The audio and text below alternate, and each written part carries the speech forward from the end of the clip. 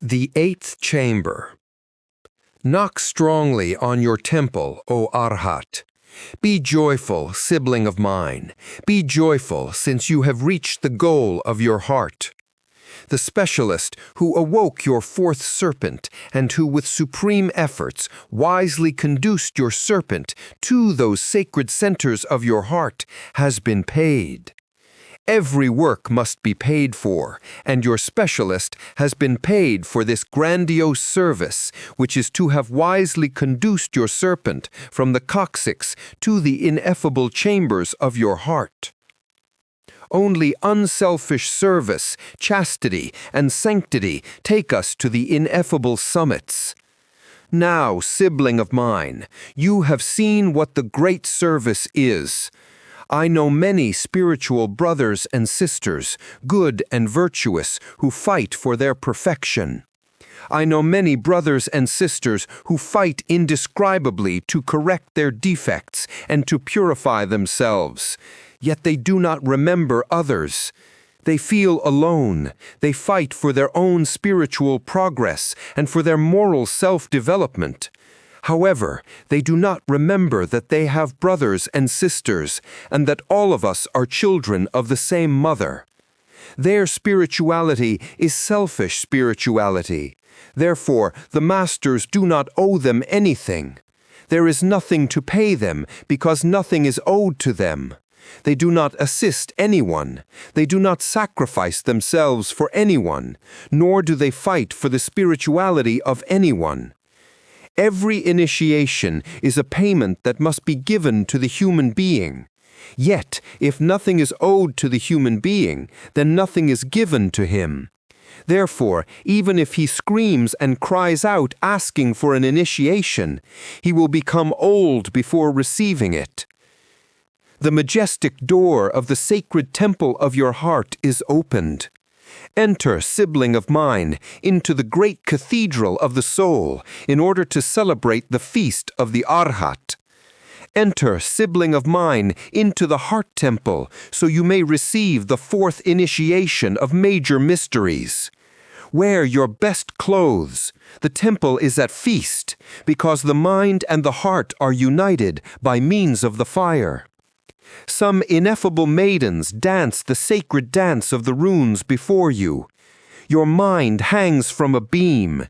It is Christified, and it is now unfastened from the cross in order to celebrate the feast.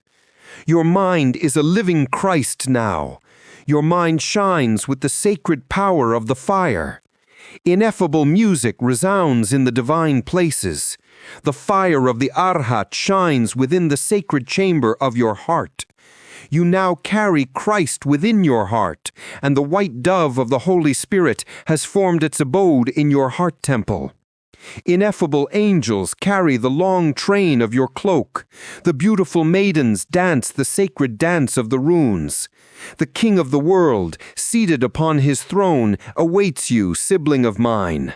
Sanat Kumara, dressed with a ceremonial vesture, delivers the sacred symbol of Mercury to you. You are an imperator of the mind. You are an arhat of thought. 25. Your mind now burns ardently within the sparks of the universal flames. Your mind now shines within the igneous rose of the universe. 26. You have liberated yourself from the illusion of separatism. You are that. 28. You live in all hearts. You see through all eyes. You hear through all ears, because you are that. 29. You can now exclaim, I am Atman, the ineffable. I am what I am. I am the one who has always been, the one who will always be. 30. The entire starry infinite is my body. The entire universe is my personality. This is why I express myself with strength and power through my arhats. 31. I cry in the child, I sing in the bird, and I flourish in my pomegranates. 32. Now you must understand, sibling of mine, the personality within impersonality. 33. Now you must comprehend, sibling of mine, that the illusion of separatism is a heresy, and that the selfish personality of those who only want to be themselves and nothing more than themselves is the worst of the heresies. When I, Aun Weor, affirm that we must have a strong and potent I, and a powerful and robust personality, I am not referring to the selfish personality, nor to the animal I. I am referring only to the divine I, and to our gigantic personality formed by all the beings of the infinite. 36. Atman thunders and flashes in all the infinite spaces, and manifests himself with potency through his arhats. Atman the ineffable has no weaknesses. He expresses himself with power and majesty through his prophets. Our I is universal, and all the bodies of all the living beings are the bodies of our internal and divine I. When we have spoken of a strong and powerful I, we have not understood the personality within impersonality. Thus, they have fallen into the horrible heresy of separatism. Brothers and sisters of mine, do not let yourselves be guided by the selfish personality of your mental body, nor by your animal intellect. You must listen only to the innermost, who resides in the heart. You must learn to hear the voice of the silence. When we speak of a universal I, we do not fall into the absurdity of Annie Besant, who forgot the individuality of the innermost. We recognize the individuality within the unity of life.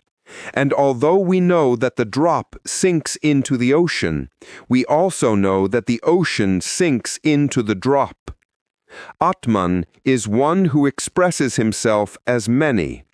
The ardent sea of life, free in its movement, has many flames. However, all the flames, when joined, form the sea of ardent fire, the world of the mist of fire. The innermost is individual and universal at the same time. I am the flame that burns in each human heart, as it burns in each grain and in the nucleus of each star. I am the tree, the stone, the bird, the man, the light, the bread, and the wine.